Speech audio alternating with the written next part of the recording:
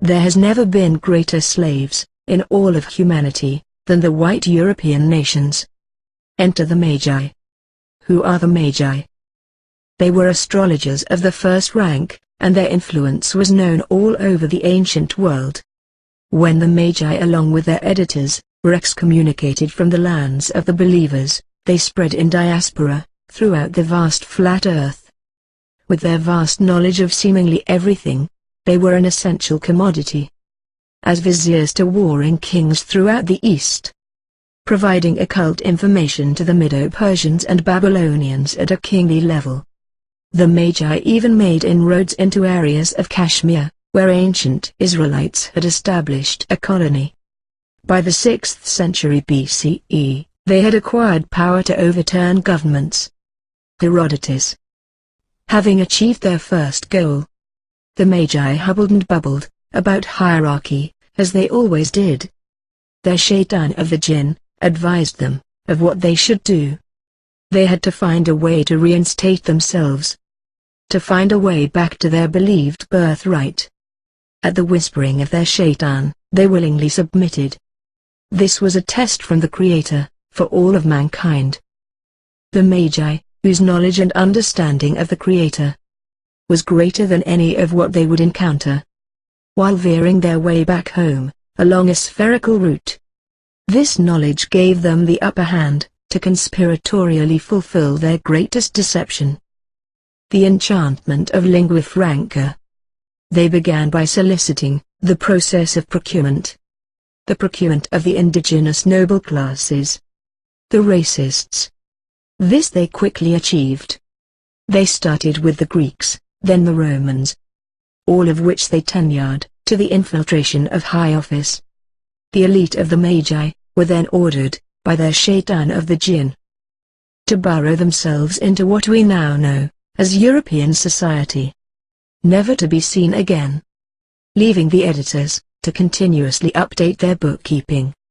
Here are two examples of the enchantment of lingua franca. First example, hello, is a salutation or greeting in the English language. 1. Exclamation, used to begin a conversation. 2. Noun, an utterance of a greeting. 3. Verb, say or shout to greet someone. The enchantment of lingua franca equals hell, really is low. Second example, the term prophet.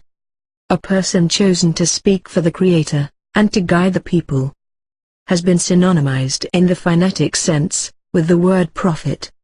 To take advantage, to profit from the weaknesses of others. There are so many examples of this gobbledygook, throughout the vast flat earth. The hierarchy of which is in the Latin script, predominantly English. The language of the lawyers. The sub-editors. You cannot science the Creator. You can science God. For he is man-made. Created from the spell of lingua franca. The earliest written form of the Germanic word God comes from the 6th century Christian Codex Argentis. The English word God and its counterparts in other languages are normally used for any and all conceptions. And in spite of significant differences between religions, the term remains an English translation common to all. It is no coincidence that the word God, written or spoken in reverse, to me is unrepeatable. There are no gods. There has never been any gods. In Judaism and Islam, the Creator is given a proper name. The Jews use the Tetragrammaton, Yahweh. The Muslims are commanded to use Allah. The language of the jinn and the Magi is the language of reverse speech. Reverse speech is to reverse engineer. To imitate. To imitate the constant replay of time. You can only create from what you already have. This is the way of the jinn and their human equivalent. They imitate by algorithm. AI. Artificial inspiration. Beyond Greece, and beyond Rome, they are now contemporaneously programming superprocessors for their final commands. The removal of the call. The ultimate hack.